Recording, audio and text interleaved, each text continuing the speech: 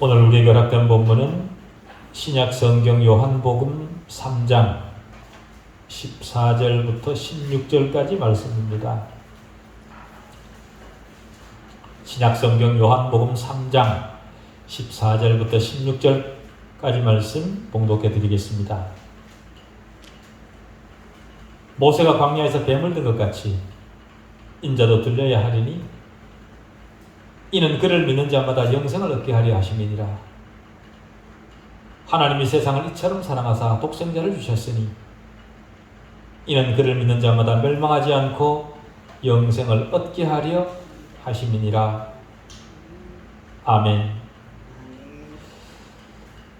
주님의 몸된 교회가 든든히 세워져 가도록 하시기 위해 다시 말씀 앞에 우리를 부르신 하나님 아버지 은혜를 감사합니다. 다양한 삶의 자리에서 다양한 사건과 일로부터 우리를 부르사 말씀 앞에 세우셨으니 듣게 하사 하나님의 마음을 더 깊이 알게 해 주십시오. 택하신 백성들에게 알려주시기로 한 바로 그 말씀이 전달되게 하셔서 알려주신 대로의 하나님을 인식하게 해 주십시오. 그래서 교회는 하나님의 의도와 동일한 하나님 지식을 소유하며 그 지식을 따라 교회적 실천이 있게 해주십시오. 하나님께서 제정하시고 의도하신 것과 비슷한 것으로 흉내만 내는 것이 아니라 하나님의 현실에 가장 철저히 복종하는 실천이게 해주십시오. 말씀은 인간의 의식에 영향받지 않는 하나님의 창조입니다. 왜곡되지 않도록 이끌어 주십시오. 우리 주 예수 그리스도 이름으로 기도하옵나이다. 아멘. 성경 전체 구절 중 가장 친숙한 구절이 아마도 오늘 본문 16절일 것입니다. 가장 친숙하기 때문에 누구나 눈을 감고 암송을 하는 그런 구절이죠. 그렇기 때문에 가장 정확히 인식하고 있어야 될 것 같은데 실은 굉장히 많이 오용되고 왜곡되어 사용되고 있는 그런 구절입니다. 이 구절에 대한 가장 치명적 잘못은 이 구절을 일종의 주문처럼 생각 없이 반복하는 겁니다. 이 구절 안에는 기독교의 가장 기본적이고도 반드시 숙지해야 될 교리들이 가득 들어 있습니다. 그렇기 때문에 반드시 전후 문맥을 따라 파악되어야 합니다. 그럼에도 불구하고 많은 사람들은 이 구절만 따로 떼어 생각하기를 좋아합니다만은 이 구절은 11절부터 말씀하신 내용의 연장선상에 있습니다. 이 구절의 핵심 메시지는 16절의 핵심 메시지는 인간의 구원에 나타난 하나님의 사랑입니다. 인간의 구원에 나타난 하나님의 사랑. 이 말씀은 학식이 높고 유대교 선생이었던 독실한 유대주의자 니고데모에게 하신 말씀이죠. 니고데모는 오실 메시아에 대한 그 개념을 완전히 잘못 가지고 있었습니다. 그런 니고데모에게 지금 네가 대화하고 있는 분이 누구시고 하나님의 아들이 세상에 오신 목적과 목표가 무엇인지 그것을 깨우쳐 주시려고 이 말씀을 하시는 겁니다. 하나님이 세상을 이처럼 사랑하사 이처럼 얼마만큼요? 이 이처럼이라는 말이 지시하는 말이 무엇입니까? 얼마만큼 하나님이 세상을 사랑했다는 겁니까? 14절에 있습니다. 인자도 들려야 된다. 예수 그리스도가 십자가에 달려야 될 만큼 그만큼 하나님이 세상을 사랑하셨다는 거죠. 하나님의 독생하신 아들을 십자가에 달아 죽이실 만큼 하나님은 하나님의 백성들을 사랑하셨다는 말입니다. 성경 전체를 통틀어 이 사실보다 더 감동적이고 더 놀라운 말씀은 없습니다. 하나님은 저와 여러분을 위해 하나님의 독생자 예수 그리스도를 내어주셨습니다. 그 아들을 친히 나무에 달려 우리 죄를 담당하게 하셨죠. 하나님의 아들이 저와 여러분을 위해 채찍에 맞으시는 고난을 당하셨습니다. 그런데 우리는 이런 말을 아주 초연한 태도로 들어도 되는 것처럼 그렇게 생각하고 행동을 합니다. 그죠? 그러나 생각해 보십시오. 우리는 1분 뒤에 우리에게 어떤 일이 닥칠지 아무도 모르고 살아갑니다. 우리 대부분은 이 땅에 영원히 머물 것처럼 그렇게 생각하며 행동하죠. 그러나 이 세상에서의 우리 삶은 언제 어떻게 돌변할지 모릅니다. 이런 삶에 대한 진실만 깨달아도 복음을 대하는 태도는 완전히 달라질 것입니다.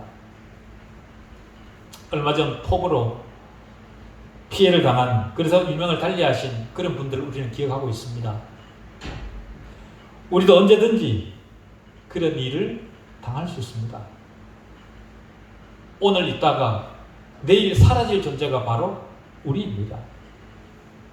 복음은 우리가 그런 자들이라는 사실을 알고 듣기를 바랍니다. 지금 전에 듣는 복음이 마지막 기회라는 절박한 마음으로 복음은 우리에게 말을 하는 겁니다.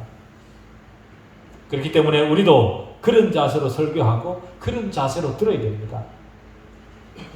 죽어가는 자로서 죽어가는 자에게 설교한다라는 자세로 우리는 말씀 앞에 서야 합니다. 그렇다면 하나님은 어떻게 우리에게 자신의 사랑을 나타내실까요? 첫째는요, 영생을 주시는 것으로 하나님 자신의 사랑을 나타내십니다. 하나님이 세상을 이처럼 사랑하사 독생자를 주셨으니, 독생자를 왜 주셨습니까? 이는 그를 믿는 자마다 멸망치 않고 영생을 얻게 하려고 그 독생하신 아들을 우리에게 주신 겁니다. 독생하신 아들 하나님께서 죽으신 이유가 너희에게, 우리에게, 여러분에게 영생을 주시기 위함이라 그 말입니다. 이것이 바로 복음입니다. 그러나 니고데모는 그 사실을 몰랐습니다. 니고데모는 복음을 알지 못하는 세상, 그것을 대표하는 겁니다. 니고데모는 자기보다 좀 더 나은 것이, 좀 더 나은 능력을 가진 것이 복음이라 그렇게 생각을 하고 접근을 했습니다. 그러나 그렇지 않습니다. 물론 복음에도 윤리나 도덕, 심지어는 사회를 살아가는 지혜도 들어있습니다만은 그것은 복음의 중심 대상이 아닙니다. 중심을 제대로 파악하지 못하고 그 주변을 찾느라 시간을 다 쓰는 것은요, 비극입니다. 복음의 가장 중요한 목적과 목표는 사람에게 하나님의 영원한 생명을 주는 겁니다. 여러분은 복음이 영원한 생명을 준다는 사실, 하나님의 아들이 여러분에게 영원한 생명을 주시기 위해 오셨다는 이 사실을 분명히 알고 계신 거죠? 영생이 무엇입니까? 본문에 의하면 영생은 멸망의 반대말입니다. 멸망하지 않고 영생을 얻게 하려 하심이라. 그렇다면 멸망이란 무슨 말입니까? 에베소서 2장 1절에 의하면 이 멸망이라는 말은요, 허물과 죄로 죽은 상태를 말하는 겁니다. 허물과 죄로 죽은 상태, 그게 바로 멸망의 상태라. 허물과 죄로 죽은 자는 멸망의 상태에 있는 겁니다. 세상 모든 인간은 그 상태로 태어나죠. 이것은 하나님의 생명 밖에 있다는 말이고, 인간적이고 눈에 보이는 것에만 매여서 산다 그 말입니다. 하나님 없는 세상, 거기에 속해 산다 그 말이죠. 인간의 생각과 사상과 능력에 국한된 삶, 그것을 뛰어넘지 못하는 삶, 그것이 멸망이라는 단어가 담아내고 있는 뜻입니다. 생명은 오직 하나님 안에만 있습니다.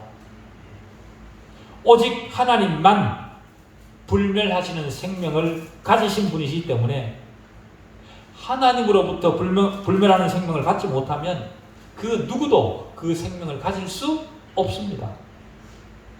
우리도 하나님의 생명을 받기 전에는 허물과 죄로 죽어 있었습니다.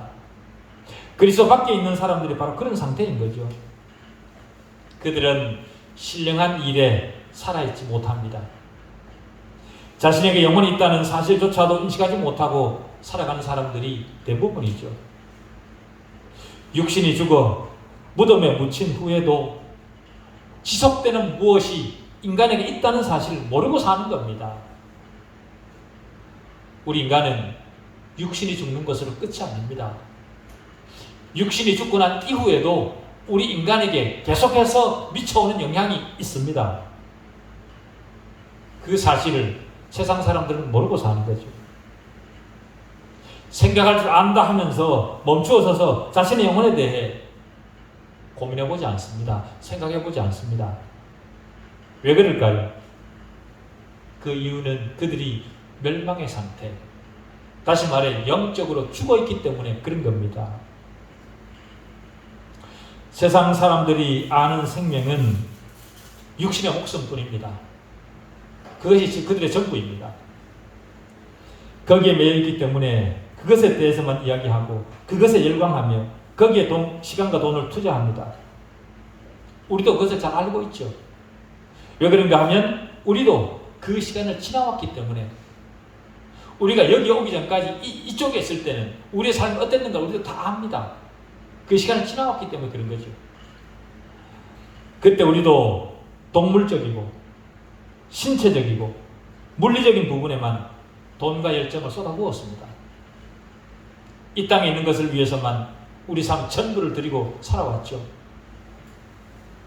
가장 고상하고 가장 놀라운 일은 멸시했으면서 세상의 것을 향해서는 아주 열광을 하며 그렇게 살아왔습니다. 그런 상태가 바로 멸망의 상태에 있다라는 것이고 영적으로 죽은 상태에 있다 그 말입니다. 세상 사람들이 바로 그런 상태에 있는 거죠. 그들은 먹고 마시는 일과 인간관계 그리고 자신을 만족시키는 일에 완전히 빠져 있습니다. 세상이 주는 즐거움이 나쁘다고 말하는 것이 아닙니다. 얼마든지 스포츠를 즐기고 여행을 다닐 수 있습니다. 그래서 오로지 그런 것들을 삶의 목표로 두고 살아가는 것은 잘못이라 그 말입니다. 몸을 단련하는 것 좋습니다. 그러나 그것을 위해 살거나 순전히 동물적이고 물리적 차원에서 거기에 속한 일만 위해서 나아가는 것은 안 된다라는 말이죠. 눈에 보이는 물리적 삶에만 관심을 보일 것이 아니라 하나님과 그의 생명을 누리는 삶에 대해 관심을 가져야 합니다. 우리 육신의 생명은 유한합니다. 곧 이 땅을 떠나야 됩니다. 물리적 삶에 열광을 하지만 우리 물리적 몸이 죽어간다는 사실을 기억하며 오늘을 살아야 됩니다. 하루하루를 늙어가고 있고 하루하루의 몸의 기능이 자꾸만 떨어져 가고 있습니다. 그런 상태에 우리가 있습니다. 여러분들에게 부정적 말을 하는 것이 아니라 인간의 현실을 직시하자는 겁니다. 인간은 유한한 존재입니다. 무한히 여기서 살아가는 존재가 아닙니다. 복음은 세상의 즐거움이 아닙니다. 복음으로 세상 즐거움을 말하는 것은 정직하지 못한 겁니다. 정직하지 못하기 때문에 현실을 회피하는 거죠. 그래서 인간에게 미래가 있고 행복이 있고 인간 자체로 소망이 있다. 열심히 배우고 열심히 추구하면 영원히 잘 살 수 있는 날이 온다. 그런 얘기를 하는 것은 정직하지 못한 겁니다.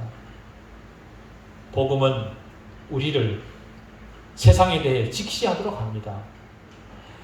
그렇기 때문에 저도 여러분에게 현실을 직시하도록 하는 말을 그런 설교를 할 수밖에 없습니다. 그 사람은 날로 후패에 가고 있고 나도 모르는 순간에 죽음이 나를 삼킬 수도 있다는 사실을 우리는 인정하며 살아야 됩니다. 건강과 물질이 더할 수 없이 풍요롭던 사람도 한순간에 쓰러질 수 있습니다. 우리 그런 사람 얼마나 많이 봅니까? 왜 그렇게 갑자기 쓰러지는 겁니까? 본인의 몸이지만, 자기 몸이지만 본인도 모르는 사이에 죽음이 자기 자신을 삼키고 있다는 사실을 모르고 있기 때문에 그런 거 아닙니까? 그것이 인간의 한계입니다. 그런데 중요한 것은요, 성경의 증언입니다. 그런 인간에게 성경이 뭐라고 말을 하느냐, 그것이 중요한 거죠. 성경에 의하면은요, 죽을 때의 상황과 상태가 영원히 지속된다. 성경은 그렇게 말을 합니다. 나는 지옥 같은 것은 믿지 않아. 그렇게 말을 하는 사람들이 있습니다만은, 그러나 자기가 믿지 않는다고 실제로 있는 지옥이 없어집니까? 그렇지 않습니다. 지옥을 믿지 않는다고 하더라도 세상을 살면서 당했던 고통보다 더 나쁜 상태로 남은 시간들을 보내야 된다면 어떻게 되겠습니까? 그래서야 안 되지 않겠습니까? 고통을 달래주거나 새롭게 될 희망도, 하나님의 생명을 받을 수 있는 기회도 없는 상태로 영원히 지낸다면 어떻게 되겠습니까? 그리스도 밖에 있는 인간은 바로 그런 상태에 있습니다. 그런 인간에게 하나님의 사랑이 나타났습니다. 세상에서 가장 놀라운 일이 세상 안에 일어난 겁니다. 그게 바로 뭐라고요? 예수 그리스도의 성육신 사건입니다. 하나님이 인간이 되셔서 우리에게 오신 사건, 바로 그것이죠. 멸망의 상태에서 벗어나 하나님의 생명에 참여하시도록 하나님이 세상에 오신 겁니다. 이것이 기독교입니다. 인간의 영혼 안에 있는 하나님의 생명, 이것이 영생이고 이 영생을 안내하는 것이 기독교입니다. 사도 바울은 로마서 6장 11절에서 이와 같이 너희도 너희 자신을 죄에 대하여 죽은 자요 그리스도 예수 안에서 하나님께 대하여는 살아있는 자로 여길지어다, 그렇게 얘기를 했습니다. 세상에 대해서는 죽었지만 하나님께 대해서는 살아있는, 바로 이 사실을 알게 하는 것, 이것이 기독교입니다. 기독교는 단순한 도덕이 아닙니다. 단순히 삶의 처세가 아닙니다. 단순히 선을 추구하는 것도 아니고 단순히 무엇은 하고 무엇은 하지 않는 그런 것이 아닙니다. 기독교의 진정한 핵심과 중심은 인간의 영혼 안에 있는 하나님의 생명, 즉 영생입니다. 하나님께서 너는 흙이니 흙으로 돌아가라 하신 것은 영혼에 대해 말씀하신 것이 아니죠. 눈에 보이는 세상과는 비교할 수 없는 무엇이 있다는 사실을 인식해야 됩니다. 우리는 인간에게는 눈에 보이는 것보다 보이지 않는 부분이 더 큰 부분을 차지합니다. 그 사실을 인식하게 되면 가장 귀한 것을 무시하고 살았던 자신을 후회하게 됩니다. 우리가 이 땅을 살면서 누리게 되고 보게 되고 만지게 되고 확인하게 되는 이 모든 것들은 빙산의 일각에 불과합니다. 보이지 않는 곳에 하나님 나라에 이것보다 훨씬 더 무한한 것들이 우리를 기다리고 있습니다. 전에는 한 번도 생각해 보지 않았던 영혼에 대해 생각하면서, 그러면서 사람은 영적으로 살아나고 깨어납니다. 그리고 하나님에 대해 생각하기 시작하죠. 우리는 여러분은 어떻게 여러분의 삶을 살아가고 있습니까? 여러분의 삶을 평가해 볼 때 어느 쪽에 더 큰 비중을 두고 살아가는 것 같습니까? 눈에 보이는 것에 더 큰 비중이 있습니까? 아니면 영존하시는 하나님과 나의 관계에 더 큰 비중이 있습니까? 어느 쪽에 더 큰 비중을 두고 살아가고 있습니까? 영원한 생명을 받은 사람은 하나님과의 맥락에서 자기 자신을 바라봅니다. 영적으로 깨어났기 때문에 영적인 것에 삶의 방향을 두고 생각을 하는 거죠. 주님은 친히 말씀하시기를 영생은 곧 유일하신 참 하나님과 그가 보내신 자 예수 그리스도를 아는 것이라 그렇게 하셨습니다. 우리는 예수 그리스도를 믿음으로 영생을 얻습니다. 예수 그리스도를 통해서만 하나님과 화목할 수 있습니다. 갑자기 모든 것이 중단되고 병상에 홀로 무력하게 남겨진 채 남은 시간을 어떻게 보내야 될지 모르는 처지가 되었다고 생각을 한번 해보십시오. 그리스도를 알기 전에 그런 상태에 빠졌다면 얼마나 불행하고 비참하고 참담하겠습니까? 그러나 이제 그리스도 안에 있는 사람은 그 시간들이 비참하지 않습니다. 참담하지 않습니다. 불안하지 않습니다.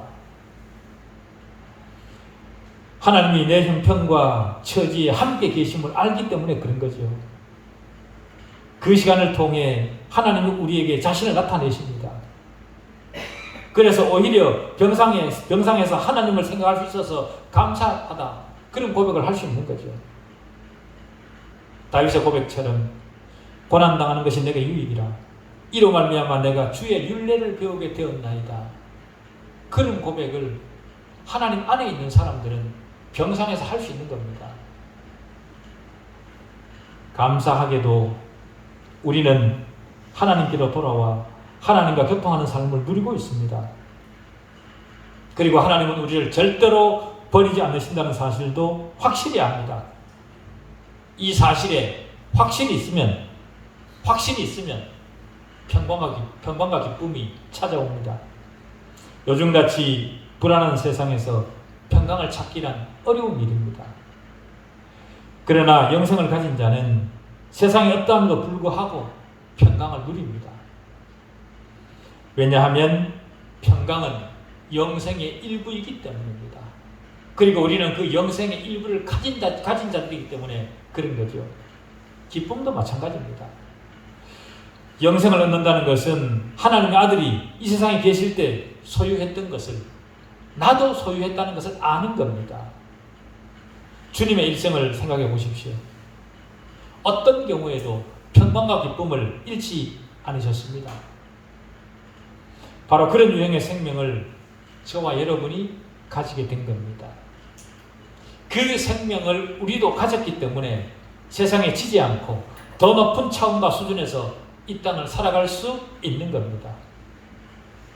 그 어떤 것으로도 회방할 수 없는 평강과 기쁨을 경험하며 이 고단한 세상을 웃으며 걸어낼 수 있는 겁니다. 영생은 바로 그런 특질을 가진 생명입니다.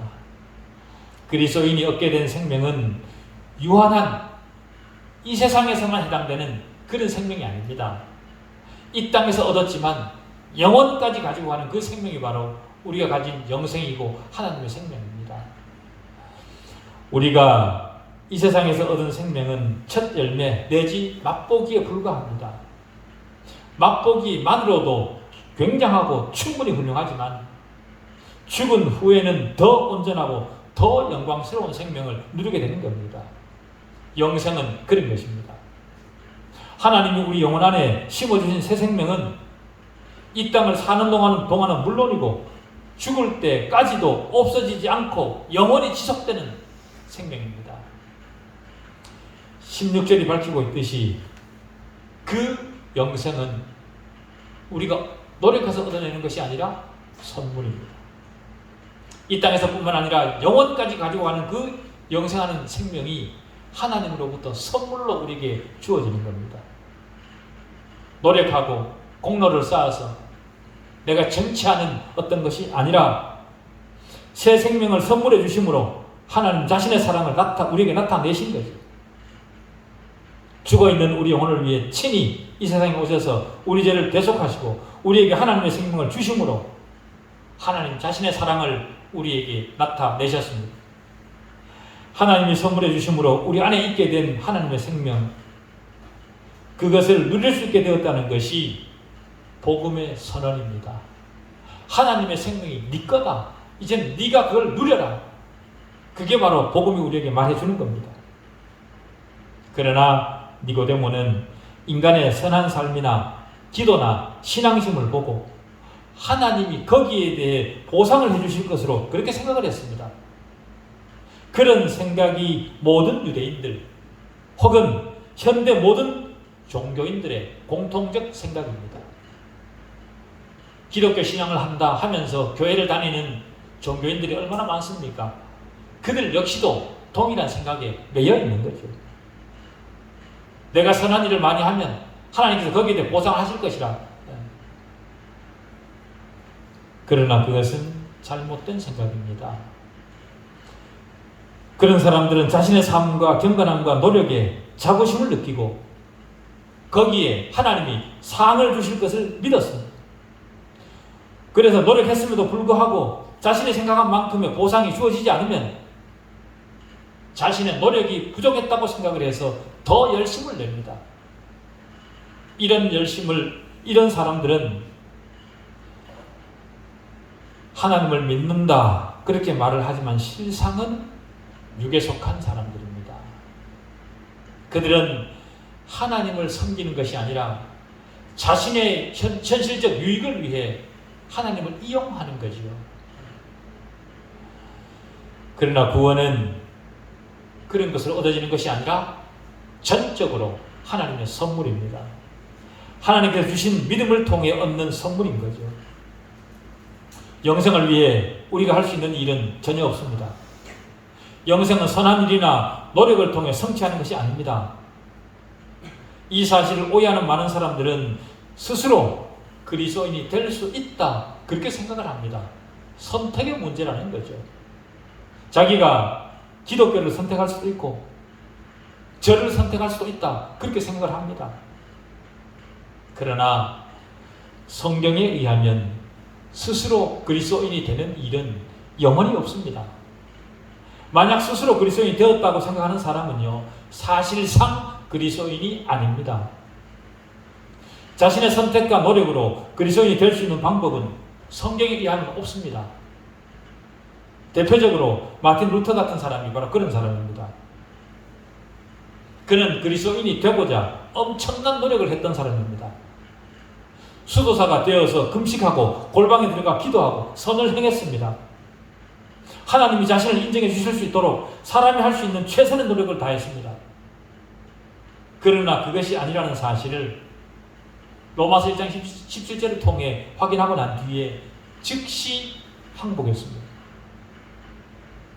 자기 자신이 행하던 것은 오히려 지옥으로 가는 길이라는 것을 알았던 거죠. 영생을 얻는 길은 믿음밖에 없습니다. 루터가 그 사실을 성경을 통해 확인하고 두 손 들어 항복했던 겁니다. 간단히 말해 영생을 얻는 유일한 길은 예수 그리스도를 믿는 겁니다.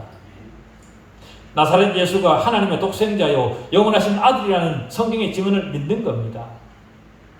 만물이 그로 말미암아 지은 바 되었으니 지은 것이 하나도 그가 없이는 된 것이 없느니라는 이 선언을, 이 말씀을 받아들이는 겁니다. 뿐만 아니라 주님이 세상에 오셔서 하신 일, 즉 인간을 멸망으로부터 구원하시기 위해 오셨다는 사실을 믿는 겁니다. 이것이 바로 예수 그리스도를 믿는다 그 말입니다. 인자가 온 것은 섬김을 받으려 함이 아니라 도리어 섬기려 하고 자기 목숨을 많은 사람의 대속물로 주려 함이라 라는 이 말씀을 믿는 겁니다.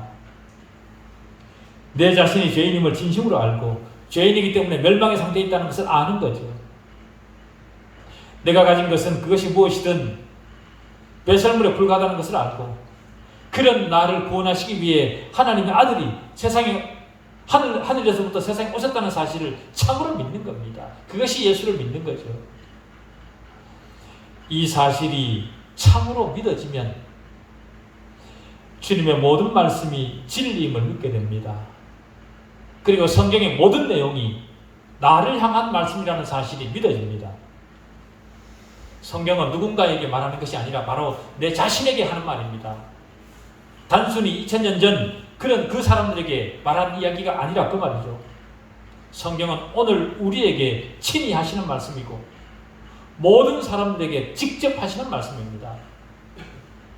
그런데도 우리는 이 진리의 말씀이 마치 자신과 관계없는 것처럼 말씀에 주의를 기울이지 않습니다. 주의를 기울이지 않는다는 말은 말씀을 내 영혼으로 받아들이지 않는다 그 말입니다. 성경을 앞에 두고도 자기 생각대로 자기 멋대로 그렇게 신앙을 합니다. 사실 예수 그리스도를 믿는다는 말은 자기 자신과 자기 영혼과 영원한 운명을 전적으로 그리스도에게 맡기고 그를 의지한다 그 말입니다. 그런데도 그런 마음을 가지고 말씀을 대하지 않습니다. 내 자신을 더 의지하고 내 자신을 더 바라봅니다만은 여러분에게 여러분 자신을 구원할 능력이 있습니까? 자기 자신을 구원할 능력이 없음에도 불구하고 끊임없이 자기 자신을 바라봅니다. 그것이 우리의 한계이죠. 그리고 믿음은 즉각적으로 받아들이는 겁니다. 교육과정을 이수하고 곰곰이 따져보고 그리스도인이 되는 것이 아닙니다. 믿음은 나중으로 미루지 않습니다. 나중으로 미룬다고 더 나은 사람이 되거나 새로운 자격이 생기는 것이 아닙니다. 현재 자신의 감정과 관계없이 예수 그리스도의 증언을 받아들이는 거죠. 주님의 증언을 이해하지 못하지만 그것을 다 내가 소화하지 못하지만 믿는 겁니다. 스스로 내 자신의 오점을 지우고 난 뒤에 내 자신의 죄를 없애고 난 뒤에 천천히 예수를 믿겠다 그렇게 말하는 사람들이 있지만 주님을 받아들이는 것은 지금 모습 그대로 주님을 의지하는 것이고 내 모습 이대로를 가지고 주님에게 나아가는 겁니다. 그렇게 하면 내 안에 있는 오점, 더러운 것들, 그것들을 주님이 다 깨끗하게 해주십니다. 주님이 깨끗하게 하시는 것에는 차별이 없습니다. 본문 16절이 밝히고 있듯이 그를 믿는 자마다 거기에는 어떤 조건을 달지 않습니다. 다른 조건을 달지 않습니다. 그를 믿는 자마다 멸망치 않고 영생을 얻게 됩니다. 영생은 유대인들의 전유물이 아닙니다. 나라와 종족과 언어와 그 사람의 위치와 상관없이 모든 믿는 자에게 선물되는 것이 바로 영생입니다. 하나님은 우리의 어제를 묻지 않습니다. 큰 죄와 작은 죄를 구분하지 않으십니다. 인간의 죄는 경중에 관계없이 하나님 앞에 통일한 죄일 뿐입니다. 우리 모두 다 하나님 앞에 죄인이죠. 자신은 구원이 필요한 죄인이라는 사실을 알고 예수 그리스도의 증언을 받아들이기만 하면 되는 겁니다. 하나님의 아들이 해주신 일로 인해 내 모든 형벌이 취소되었다는 것, 지금 이 순간부터 내가 하나님의 자녀이고 하나님과 함께 영원한 복을 누릴 하나님의 상속자라는 사실을 믿으면 되는 겁니다. 다른 게 없습니다. 지금까지 믿지 않으셨다면 지금 바로 죄를 고백하시고 주님을 믿는다고 아뢰십시오. 주님의 사랑과 자비에 자기 자신을 지금 맡기십시오. 그러면 됩니다. 기도하시겠습니다.